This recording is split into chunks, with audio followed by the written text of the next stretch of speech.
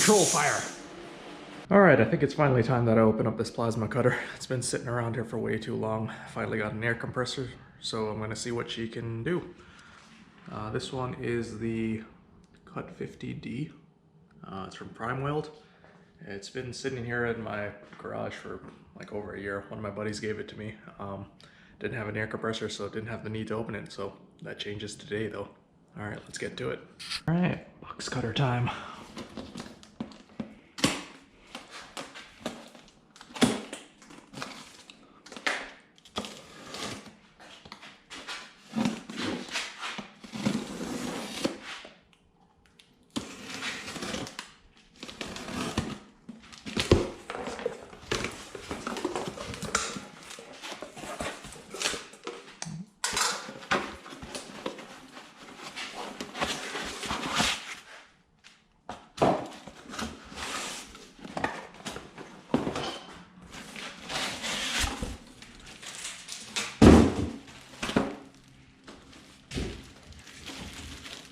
All right.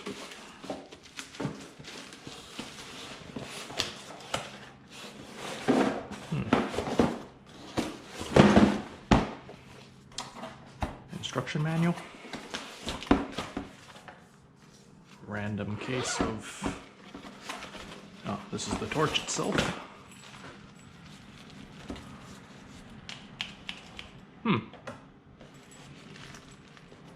This covering feels pretty cheap though.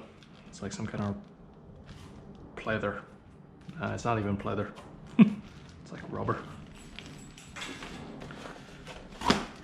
Alright, air hose, grounding clamp, some kind of stuff here,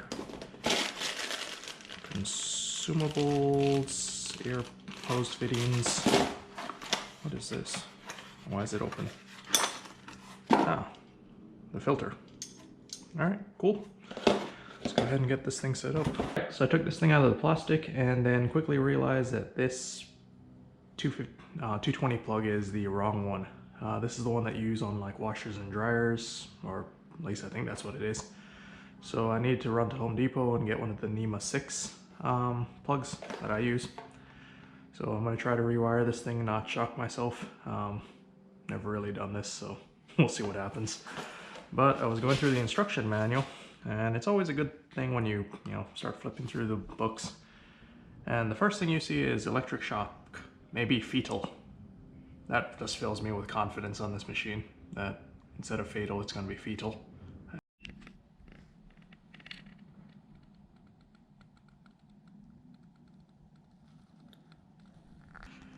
So I started reading through this manual a little bit, and let's just say they probably need a translator for this thing. I'm not going to put too much stock in this. I'm just going to go off what I know about plasma cutters, and then hope I don't shock myself or blow myself up or whatever else can happen with this thing. So this probably won't be of a lot of use. So we're going to go ahead and change out this plug and see what happens. Alright, so to change out this plug, at first I took out the 2 screws here, which I realized later I didn't need to do. So I took out these 3 really long screws out of here, and this thing just pops apart. And this is just basically the little bracket that holds this cord in, I guess snug against this housing unit, which again I didn't need to take off. So looking at this, it looks like we've got a ground and then 2 hots. So I'm going to go ahead and reconnect it, the ground here, and then the 2 hots on the side, and let's hope that that's the right thing to do. Alright, so here's how I hook this thing up. The ground obviously goes up here, and then the 2 hots are on the side. I had to add a bunch of electrical tape down at the bottom so that the bracket would actually have something to grip onto. As you see, this wire is pretty thin, so I had to bulk it up a little. Went ahead and twisted the wires and wrapped them around and screwed them down pretty tight. As you see here, when I took this thing off, this ground wasn't even like hooked up. It was just basically clamped down on the little piece of plastic here. That's why it's so flat. And then none of these copper wires were actually twisted or anything. They were just kind of loose and dangling all over. So if you guys buy one of these things, you might want to take that plug apart and just check it just to be sure. Anyway, I'm going to go ahead and try to hook this thing up and see if we can get the air hose and all the other lines hooked up. So everything went together pretty quickly on the air filter. Basically, you just have to add in all your connectors, cut your hose to length, clamp them on with the hose clamps that are provided. So they gave me 4 of them. I think 2 of them are supposed to be used on this side if you were using their little connector, but I just went ahead and added a quick connect. It was easier. Added some Teflon tape, and then I went ahead and added the extra hose clamps onto each one of these sections. So usually you only use 1. I'm using 2 just because I have them. This little air hose just goes up to the front gauge, and then this little section up here is what mounts it to the back of the machine. So I'm going to go ahead and put some air on this, and then hopefully the filter doesn't blow up and send pieces of this stuff flying everywhere. So we'll see what happens next. I'm going to go ahead and hook up some air to this and see what happens. There we go. And let me start pressurizing it.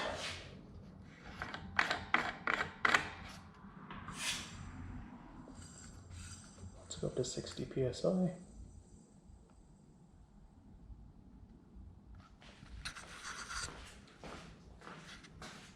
Alright, nothing blew up so far.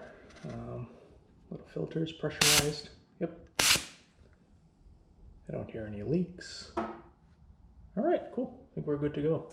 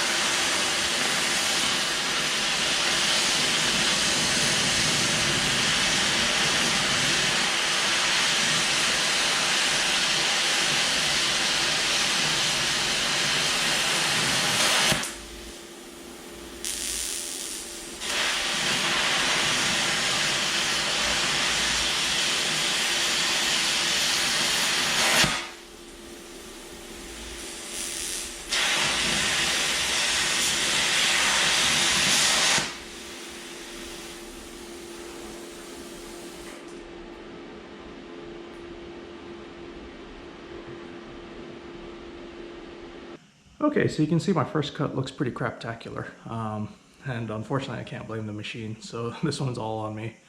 I went ahead and checked the machine and realized that I wasn't getting enough airflow in there. I didn't open up the air filter enough, so I only got like around 5 to 10 pounds of pressure. So basically all it was doing was just melting the metal and not blowing it away. So it was kind of like a welder, and I was just blowing through my consumables. It melted off 2 heads before I finally figured out what was wrong. So I went ahead and replaced the torch heads and increased the flow on the plasma cutter. So we're going to go ahead and give this a shot again and see, and hopefully it does better than this, because I think I could do better with a hacksaw than this job right here.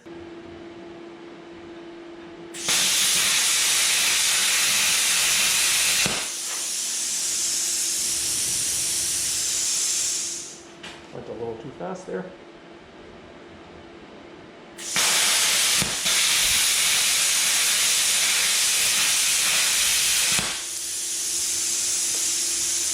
Holy crap, that's cool. Let's try that again.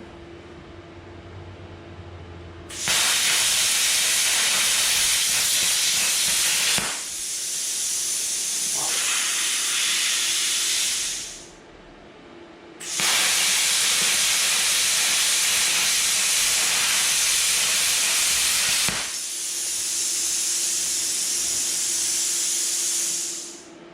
This thing is awesome. Alright, as you can see, I'm just messing around here and just doing some wiggly cuts, but it looks pretty clean to me. I mean, cleaner than it was before. I wasn't just melting the metal, it actually blew right through it. Let's see if I can grab one of those little pieces on the floor.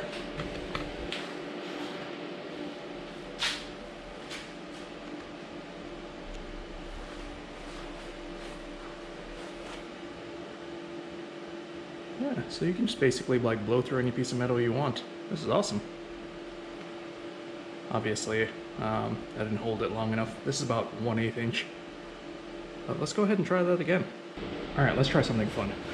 Let's try to cut a circle in this little top piece.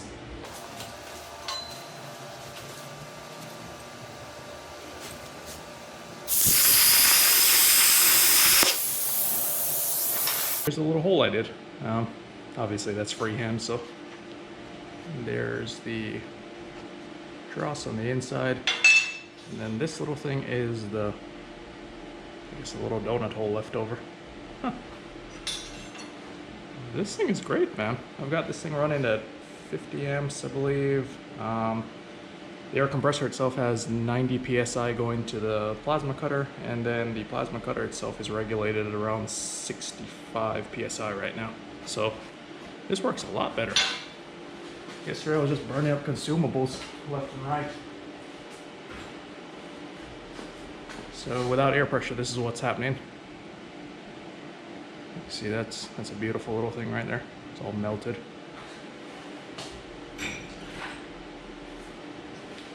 Here's another one I went through.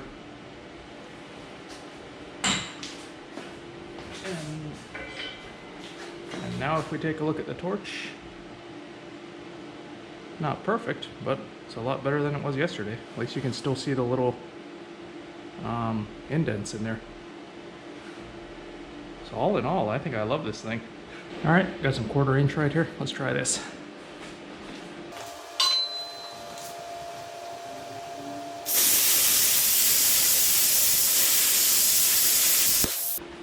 Not a problem. Let's see what this thing looks like.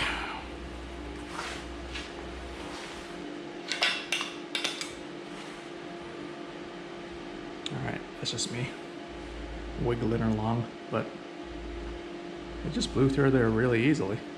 There's obviously some dross on the back. Let's see if I can get that off easily.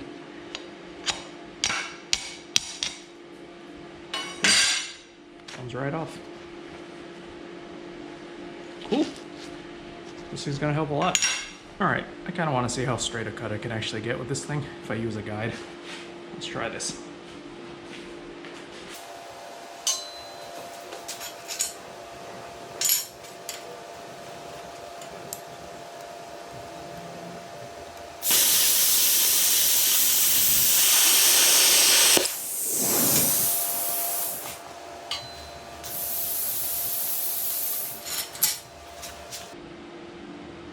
That looks pretty straight to me.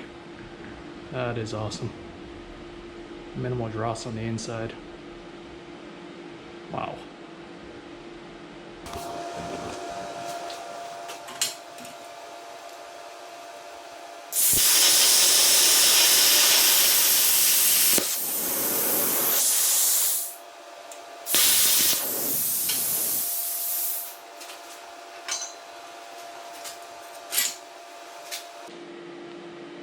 Ta-da! I've made a completely useless piece of scrap metal. Awesome. Okay, so this thing works pretty good. Wasn't expecting it to, but it exceeded my expectations. I think you can get these on Amazon for like $2.99 for the base model, and then $3.99 if you want one of the more fancy ones with, I think, TIG and stick welding capabilities. But for my purposes, this one suits me just fine. How long it's going to hold up, we'll see. But I plan to use it to start doing some projects around here, especially cutting some thick plate. Well, not thick plate, but 1/4 inch plate going forward. It looks like it can handle that pretty good, and the air compressor doesn't come on immediately. So it uses a bit of air, but not as much as I thought it was. So in case anyone's interested in the setup, what I've got here is I'm running this off a 20-gallon McGraw that I got from Home Depot. I just did an unboxing video with that a little while ago. So I'm running this at around 90 psi. Running a DeWalt 1/4 inch cable up to the filter. Pretty much everything here on the filter is standard, with the exception of the quick connect that you can just add on yourself. I went ahead and wired it for 220, and I used this. This is a Leviton 650p plug, and it's rated for 50 amps. And you can just get these at Home Depot. I think they're $14, so, or wired however you need to. And then in this case, when you turn the machine on, I'm running the full 50 amps, around 65 to 70 psi it looks like, and that's pretty much it. So I'm pretty happy with this.